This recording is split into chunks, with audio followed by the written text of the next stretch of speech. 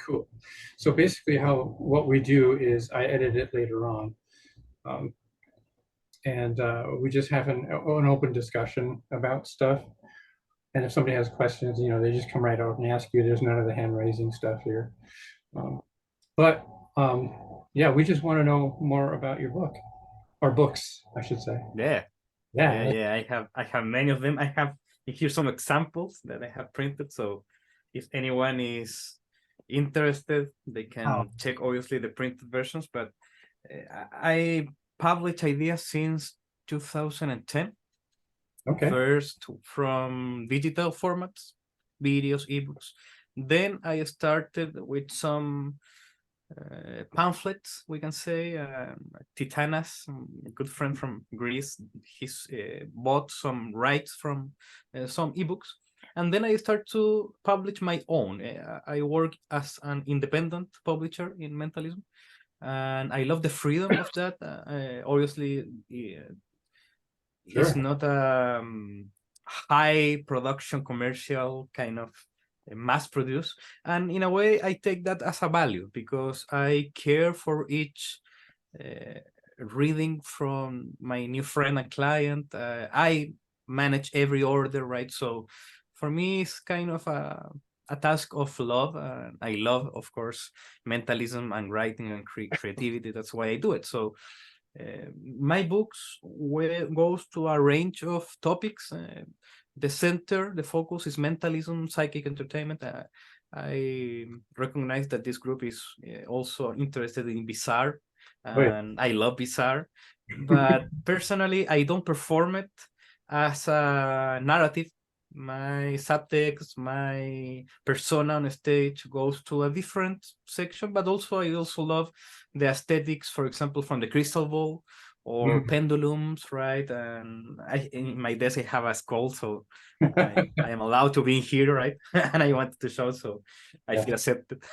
So my topics, as I said, goes, for example, to different phenomena of mentalism. For example, this is telepathic artifacts. This is a book that focus on the experience of telepathy in performance, and it's not obviously just techniques and performance pieces, but most importantly the philosophy, the deeper understanding, for example in this case of telepathy, right? So for example, there is this other book which is interested for performers that wants to explore the symbolic aspect of performance. And if anyone is interested in the Bizarre, obviously symbols are a great part.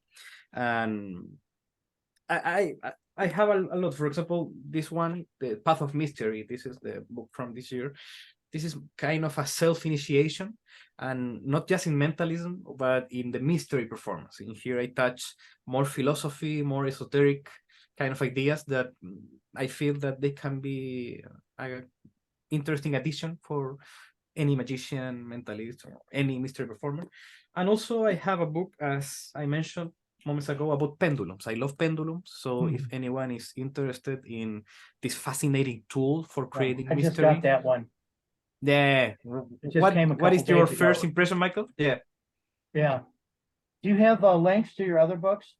Yeah, my main site is Mentalism Center, and if anyone is interested in this video, I will ask you, Andrew, to put a message for me so I can put the links if anyone is interested in a direct link. But in a way, they have the main site is mentalismcenter.com. In that site, I in a way designed a blog type of site in which I obviously release my material and ideas from friends all around the world, and also free content. I love to share ideas, collaborate, and to offer insights, inspiration. So constantly I also share some reflections, some ideas. And for closing this main conversation about the books, these are the compendium books. These are bigger books. Simply Mental, which is kind of my first half, I can say, of my work. Several compilations of my first ebooks and all that. And Simply Mental 2, which obviously is the continuation of that idea, the compendium of many different pieces and reading systems and some techniques, right? So I also have a free ebook. It's not the free book. The book obviously costs a little bit, but if anyone is interested, you can go to Mentalism Center and get this by real. This is a free ebook in which, in a very brief, in a very synthetic way, I explain my paradigm of performance, which is basically understanding of inner reality and outer reality in performance. From that paradigm, we can dissect and understand, re-understand mystery performance in a very fascinating way. So if anyone has any questions or any particular interest in some topics in mentalism. Actually, I got a ton of them, but I wanted to, I want to talk to you about the symbolism one, but Yeah. first, the pendulum. Yeah. So do you use them for readings as well as magic? Yeah, yeah, and not just this is the pendulums and this is the symbolic artifacts. Yeah, pendulums for me are a fascinating, multiple, flexible tool. I am also a psychologist, and I even use the pendulum in hypnotherapy, right, as an object of focus, right, the classic kind of idea. And yeah, in readings, you can combine palm readings with obviously the movement of the pendulum as an oracle itself. I use it for example, the participant is selecting something, right, in an equivoque kind of fashion, or in a very similar dynamic. We can use a pendulum, right? For example, in this book, I offer an idea that just 2 weeks ago, I was talking with a friend who is a magician here in Chile. I live in Chile, South America, and he's a very good magician, and he wanted to catalyze deeper impact in his PK touches routine. And one of the ideas that I gave him from the book is that you can do PK touches, the classic, right, with two participants with two pendulums. So the experience now is not just the PK touches, right, which is amazing in itself, but we create like this increscendo in drama, in mystery, right? Because the fascinating notion about the pendulum is that the phenomena of the pendulum, the movement of the pendulum, is completely genuine. And you can even explain the participant how is he creating the movement, right? Unconsciously, and our unconscious is powerful, right? So there are so many possibilities. As you said, Andrew, readings, beautiful, magic, right? For example, you can even create a vanish of a coin, right? Or anything that you want using a pendulum. So it's in a way a magic wand. It also allows you to hide the palm, right? It's a fascinating tool. So yeah, readings, mentalism, and kind of this concept of psychic entertainment, which is kind of in the middle of mentalism and the genuine psychic, quote unquote, Yeah. things, right? We've had conversations about people not being able to get a pendulum to move in a Yeah. spectator's hand sometimes, and we've come up with several different solutions to this. Yeah. But I've never considered having two sitters hold the pendulum, and they sit like this. You could do this, and Yeah, go behind them and touch their shoulder. exactly right. And Right. any physical contact is a nervous energy. Yeah. Will immediately cause it to Yeah. yeah. Right. So in that case that you said, Andrew, it's very simple. You don't need to plant the idea that the participant can't move the pendulum. What I mean by that, you create a double bind in psychology, in linguistics. So I ask you to hold the pendulum and just observe the pendulum. Observe what is the movement that the pendulum will show. Right? There is no possibility of, no, it's not moving, right? Because I am assuming that I am putting a presupposition. Just observe, how is the pendulum moving right now? And obviously your intention, your suggestion, your psychological techniques, all that, and in a very simple way, double bind, that's the technical name. You can't not move the pendulum. You are saying that indirectly, right? So let's observe what is the movement of the pendulum, right? So that idea, in a way, dilutes any critical thinking of, no, the pendulum is not moving, the pendulum, right? So Yeah. the rational mind of the participant goes into a bypass, and we go directly to the unconscious from where we can really influence, right? And with pendulums, we are really suggesting people. We need to really create interest. We need to create this fascinating moment. If we are just being very shy and our body language is not expressing a Mhm. presence, right? Obviously, it will not work, obviously, because you are suggesting that. It's like hypnosis, right? If anyone knows about hypnosis, your presence in itself is the first suggestion. You will enter into a trance. Oh, okay. So it will happen, right? The pendulum is the same. Let's see what is the movement of the pendulum now, and just expect, right? And something will happen. Really like Not that. always, yeah, not always what you want, but something will happen. That's kind of the adjustment also. Yes. Yeah, you talk them into it. Exactly. Mental, yeah. Exactly. You need to invite them. You need to be very feminine in that way, right? And that's a very weird thing to say between us as men, right? But we need to be attractive, and magnetic is a feminine ability. We need to, just with our presence, to express that this will happen, right? And with genuine security, obviously that authenticity takes time to, in a way, to explore, to develop, but it is there, and that's the fascinating potential in each one of us. Each one of us is different, but we can reach into this security to perform without any shyness, without any type of constriction, because why?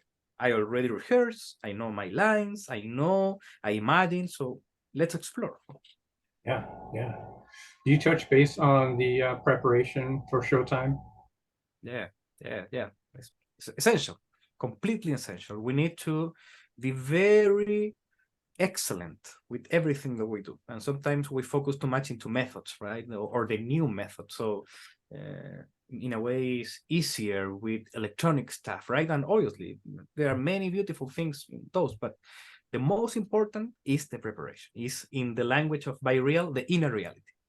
Mm. From the inner reality, we project the outer reality, and then obviously it's a feedback, but the first action that we need to do is to practice and rehearse, which are different.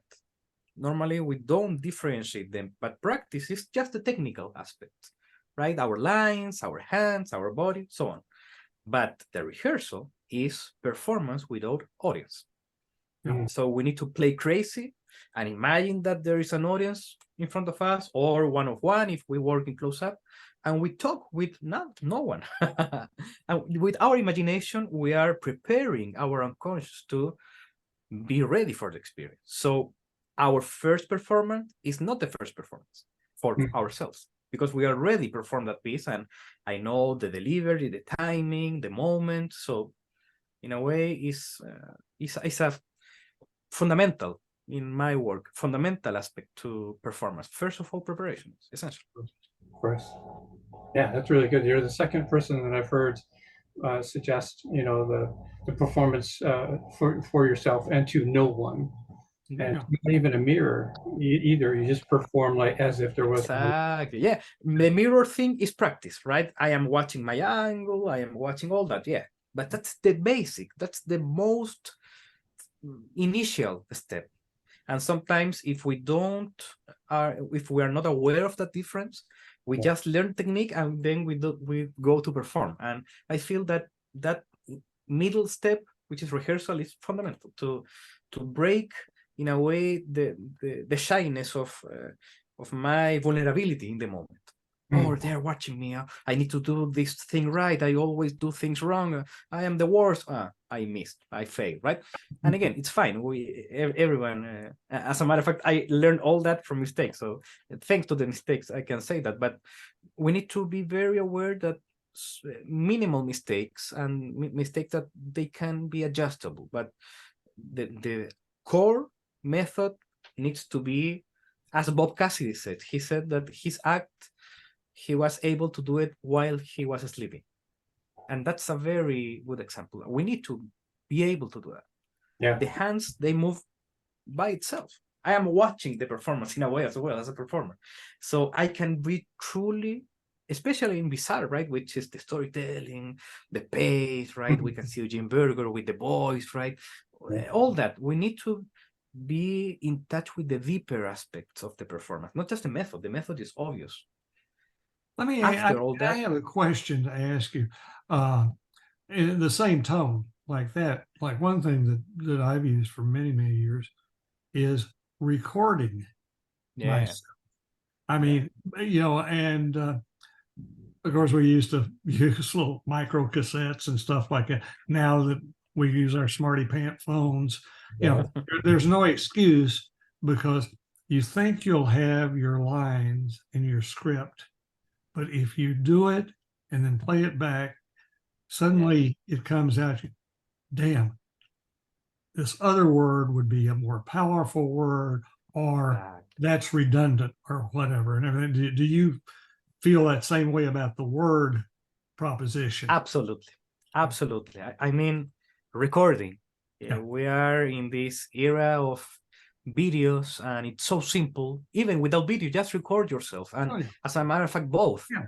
to focus in the voice, to hear the words, to hear the timing, the intonation, all those aspects that are essential to suggestion, to Bizarre, even to magic, of course. Any kind of human interaction deserves that kind of careful observation, and also video. And in my experience, especially in my early years, I record for myself every performance, and after the performance, I receive the applause. Okay, thank you very much, thank you for the love. Then to the inner laboratory of okay, what can be improved? Okay, this timing, my placement on stage, maybe I was too close or the participant was too distant.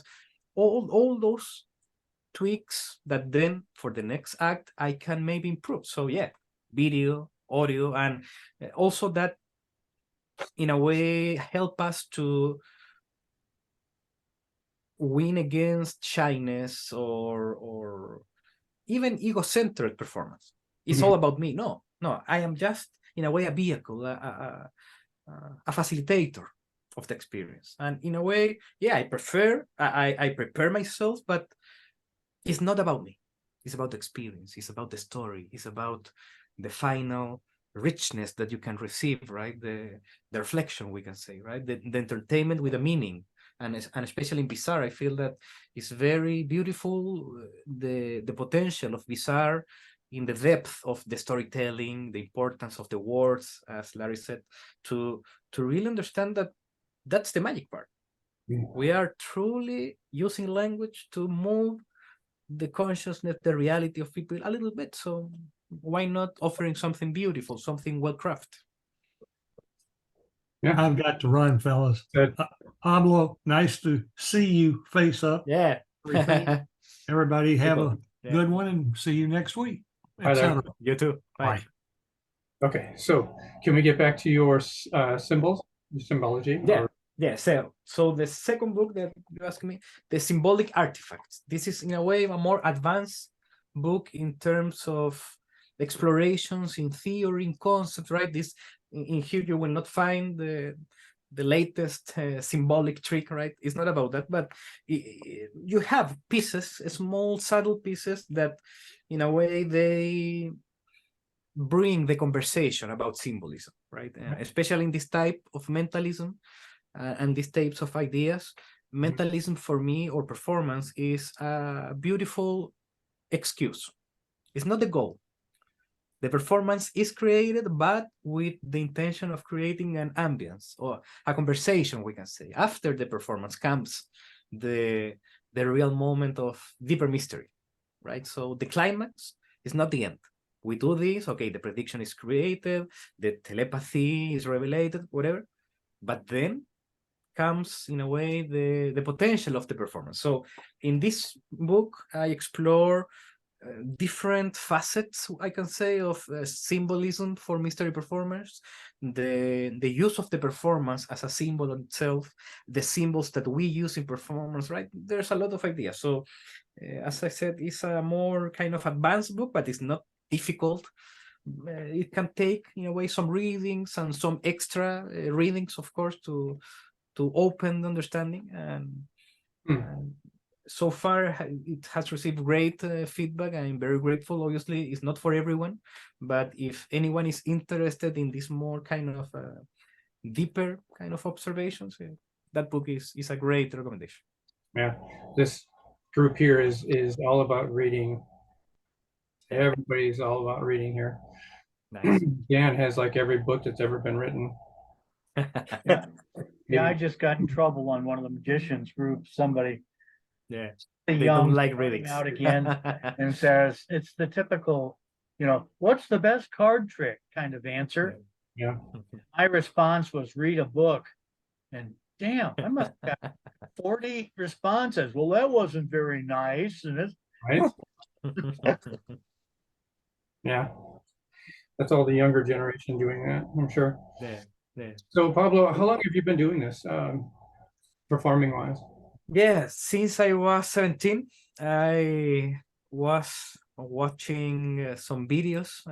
I don't remember if YouTube or television, but I encountered David Blaine, the Street Magic Yes. first special, and that really changed my life, my mind. I was watching magic, and I was never really interested in magic. Obviously, much less mentalism is not very well known. Mhm. But when I saw that guy doing those things, I said, "What is happening?" The just mystery. So I then start to research, and thanks to the internet, things are so much simpler. And Yeah. I was always very creative, very inclined to the arts, to the performance spaces. So when I started to learn some magic, people start to ask me about events, big events, right? Weddings and type Right. of big parties. And in a way, I never felt the limitation of saying no.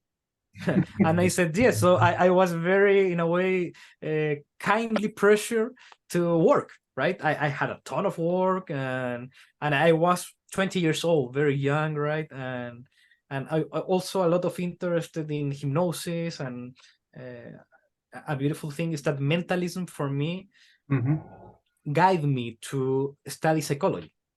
I first get involved with mentalism, and then I was in the middle of a crisis about vocation and profession, and I said, okay, I enjoy the topics of the mind, and I like to talk with people, so maybe it's psychology.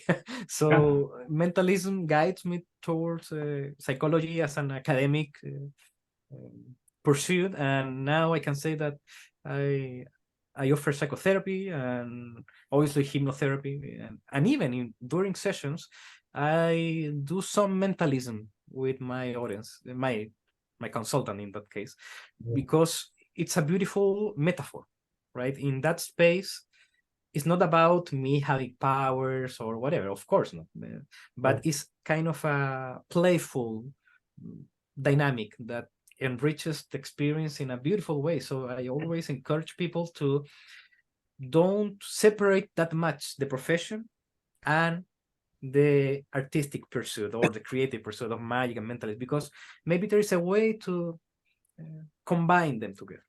Hmm. Yeah, I feel like I can ask you like 1,000 questions. And um, we're all performers here. I know Jeffrey does. He does sand readings. He's, this is something that he's developed himself, creating manuscripts, and those use symbols, right? Yes. Okay. Yeah. Yeah. And was your you had a recent show, didn't you? Or is that coming? Yes. Okay. How did it go? It went fairly well. I must say it wasn't the best audience. Tuesday night, our open night, was all right, but it was a light crowd. Wednesday night was terrible. We had a lot of rain. So, great. Yeah. no Not good. good. Because it was all outside. Thursday was Yeah. okay, but again, the big draw for that night was the car show, and they wouldn't bring the cars up because it rained until opening, so we didn't open till 6:30. Wow. Friday night, it was great. So it was all Yeah. weather related. Oh, And you do the reading outdoors, right? Yes. Beautiful. Yeah, yeah. Sadly, rain in a way dissolves the oracle. right? Well, it's not so much that the wind kind of blows away the tent. Ah, okay. Thursday, we actually got airborne. Oh, God. So Jeffrey's has a box, nice big box, and you open it, and there's a little sand pit on the inside of it. And unless he changed it around a little bit, you're able to draw with a stick or some kind of Nope, that's exactly the way it works. yeah, and then he can give a reading based on what he sees in the sand, Beautiful.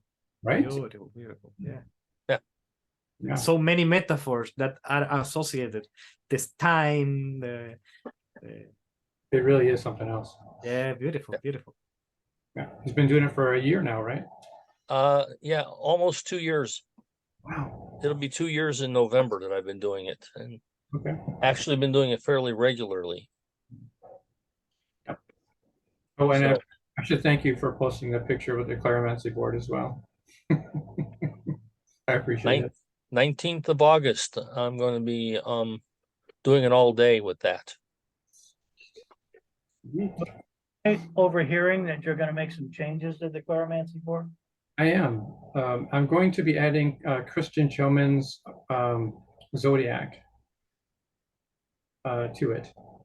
No sitter will ever know what it is, and even a magician won't know what it is, unless you read, of course, the Zodiac from Christian Choman. But it seems like the perfect board to use it. You still have Chris cut those for you?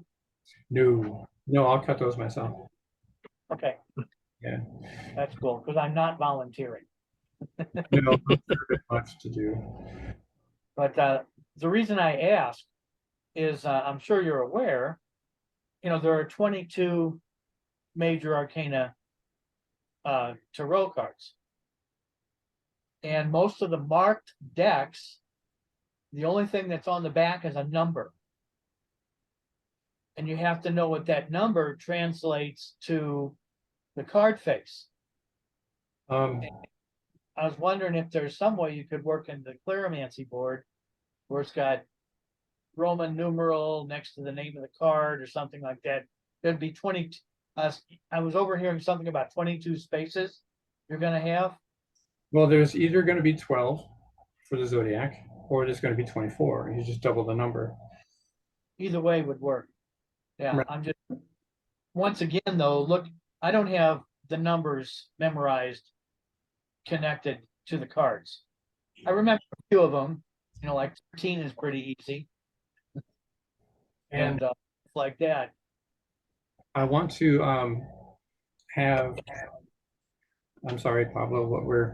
We get sidetracked here. Yeah, no. Give me a few minutes because I need to go, but I want to offer an idea that, as a matter of fact, Michael said something. Michael, do you talk about the major arcana, right? Yes. Yeah. Please activate your audio and tell Yes, I'm everyone. sorry. Yeah, don't worry. Tell everyone a number between 1 and 22 right now. 7. 7. Any particular interest with the number? Because it could be Not anyone, right? in particular, just Yeah. So let's count very slowly. 1, 2, 3, 4, 5, 6, 7. Right? The 8th card is the Tower. The 6th card, the Strength. But for some reason, you chose the 7th one. And moments ago, I received an image, an idea, and I wrote it in a piece of paper. What is the major arcana? The sun. Sun. And we were talking about symbols, right? Mhm. And I felt something for Michael. And this is a gift for you, my friends, before I need to go, but the sun. So thank cool. you, Andrew, for the invitation. Any other day in which I have more time, I will love to chat and talk and share, okay? Thank you for joining us. Thank you. No, you're welcome. Of anytime. course. Thank you. Bye, guys. Bye. Yeah, what I was